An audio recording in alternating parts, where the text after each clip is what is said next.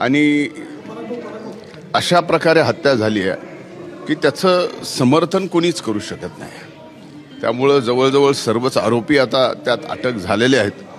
आणि जेवढी तीव्र भावना या प्रकरणामध्ये आमच्या सर्वांचीच होती, आता त्यात आरोपी अटक झाले, त्याच्यात SID नेमलेली आहे. CID नेमल्यानंतर आता याच्यामध्ये फार शेवटपर्यंत याचा तपास होणार आहे. कोण होतं, काय होतं, आदल्या दिवशी जो गुन्हेगार आहे तो आणि त्याचा भाऊ आणि एक पोलीस ऑफिसर हॉटेलमध्ये चहा पित असतानाचा एक व्हिडिओ समोर आलेला आहे आणि तो व्हिडिओही सगळ्या चॅनलवर बघितलेला आहे की ह्या सगळ्या गोष्टीचा तपास आता या तपास यंत्रणेनं काढणं गरजेचं आहे.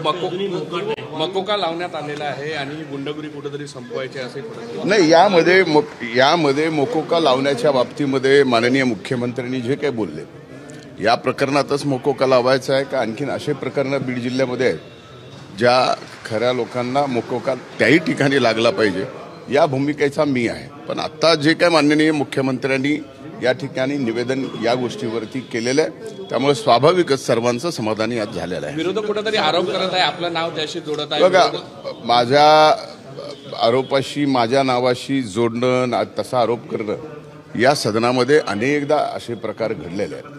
त्यामुळे शेवटी पोलीस तपासणारच आहे, पोलीस यंत्रणा त्यामध्ये आहे.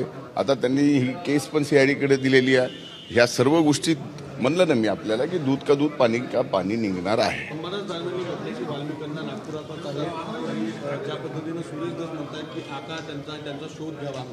एक लक्षात घ्या, विरोधी पक्ष नेत्यांनी काय बोलावं हे मला सांगता येत नाही, पण त्यांनी हे जरी सांगितलं असतं किंवा नेमकं वाल्मिक कराड नागपुरात कुठं आहे तर तेही पोलिसांनी काम केलं असतं आणि त्यांना अटक केली असती. तुम्ही या घटनेकडे कसं पाहता?